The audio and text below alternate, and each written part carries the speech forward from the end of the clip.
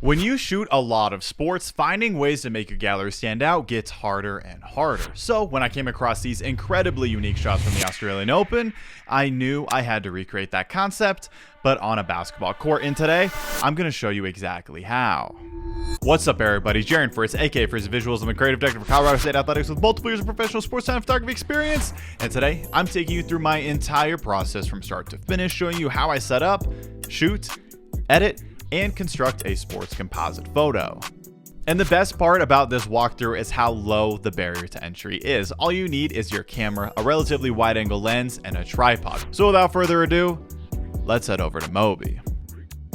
Now, as we head over to Mobi, there are a couple things to mention right away. When I say this technique has a low barrier to entry, it is because most composite sports photos are traditionally captured using a secondary camera body that is mounted somewhere in the arena and triggered remotely. But instead, we are going to do this in the lowest cost and most accessible way possible so you can recreate the shot whether you have a second camera body or not. The first thing you want to do when you arrive to the arena is head up the stairs to find a strong vantage point. I will be going almost to the very top because I want to capture both sides of the court. Next, you want to make sure you are using a lens wide enough to capture the entire space. I went with a 35mm 1.4 G Master mounted on my Sony a7R V, sitting on top of my iFootage Cobra tripod.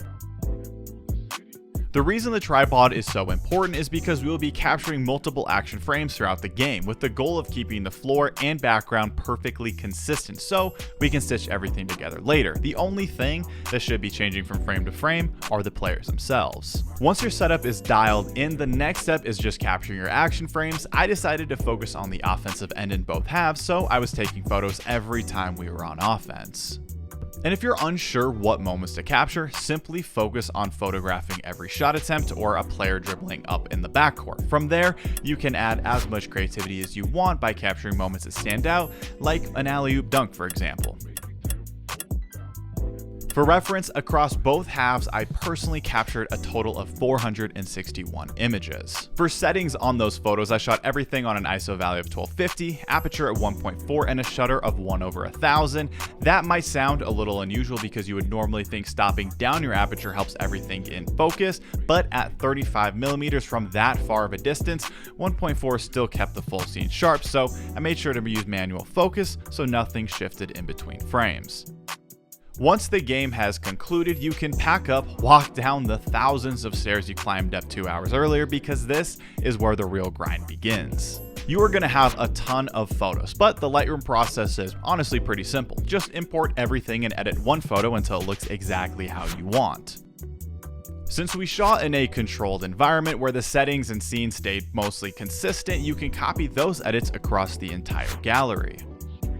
Since I captured everything at an ISO of 1250, denoise was definitely going to be necessary, and that process takes some time. So it was already late at night, so I queued up the denoise on the full gallery and let the computer do its thing while I got some sleep. The next morning I came back and all my photos were successfully edited and denoised, so I hit export at the highest quality and Lightroom started churning out a serious amount of images. The next step in the process is bringing those images into Photoshop and cutting out the players to place them back onto the court. However, to do that cleanly, you first need a solid base image with an empty court on both sides. Since I only shot offense in both halves, we are going to cheat the system a little bit. We are pulling the empty side of the court from two different frames and stitching them together to build one completely clean scene. The goal is making the crowd feel natural and continuous while keeping the court perfectly empty. Now, at first glance, these frames look identical, but watch closely and you will notice a tiny jitter. That comes from shooting manually on a tripod and creating microscopic movement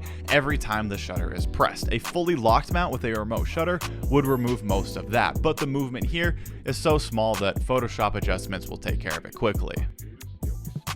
All I did here was split the image down the middle, lined up both frames so the court angle will match perfectly, then blended the crowd back in to make everything feel natural. From there, I just cleaned up any small changes to areas that got affected during the merge.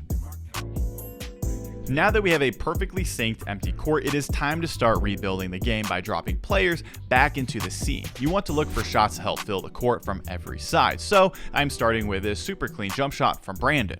Right now, I am just doing a rough cut around him to test the placement and see how he fits into the overall puzzle. Now that he is fully cut out, when we zoom back out to the full frame, we officially have our first player, and just seeing one player in place already shows how crazy this final image is about to be. I'm going to speed this part up while I continue to drop players into the scene, but I want to explain how I am thinking through it. I honestly do not have some perfect step-by-step formula here, which almost feels wrong to admit on camera, but the main goal is simple. I'm trying to cover as much of the court as possible with action. So as I am combing through my frames, I am looking for the strongest moments around the three-point line, the rim, or dribbling out in open space. Basically, I'm trying to build a composite that feels balanced and alive from every angle. I am also not spending a ton of time doing perfect cutouts at this stage. These are just rough dummy cuts so I can quickly see how the players interact with each other in the frame and decide if those shots need to be swapped out. You can also see as I cycle through these photos and start dropping the players in, I am making small adjustments. I still want everything to feel authentic, of course,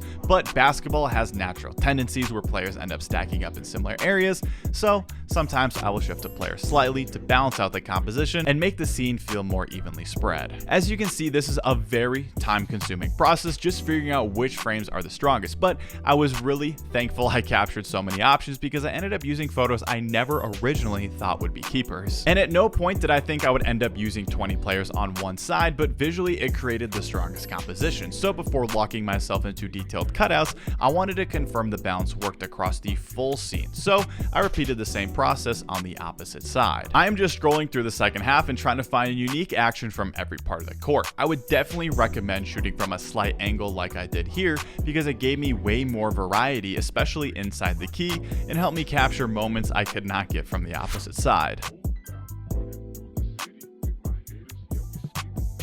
And hey, while I have you here, there are a lot of exciting things coming in the FrizzyVisuals world. I have some limited time merchandise on the way that I am really excited about. I'm releasing a Lightroom preset pack, and I will be offering some mentorship opportunities. All this will be launching very, very soon, so definitely stay tuned if you're interested. Now that we have all the players cut out, we are getting close to the finish line, but there is still some very important work to do. I did one final round of player adjustments after the second half frames were locked in. These were very small detail changes. I made sure not to move the players too much so the overall scene still maintained its natural integrity. Next comes the time-consuming process of carefully cutting each player out. Small camera movement, shifting reflections within the arena, and subtle player repositioning can all create visual inconsistencies, so clean cutouts are essential to keeping the scene looking natural and cohesive. I keep the cutouts really clean around the upper body, but around the feet, I usually fade the mask back into the floor. You can see that happening here as I finish one side. The players stay fully cut out, but the ground blends back in, which helps keep the shadows and reflection looking money. You can see how much of a difference that makes on this cutout of Brandon, truly making all the difference. So if you're trying this at home, a little checklist. You locked in a strong elevated angle, kept your camera steady, captured consistent action frames, built a clean base image, and layered players back in with balanced composition and clean cutouts, you should end up with a seamless composite that tells the full story of the game that looks something like this. A full game story in just a single image, and I think it turned out great. If you learned something from this video, make sure to drop a like and hit that subscribe button to join the Frizzy Army. Hit me up on Instagram if you want some merch, and let me know in the comments down below what you'd like to see next. Until next time.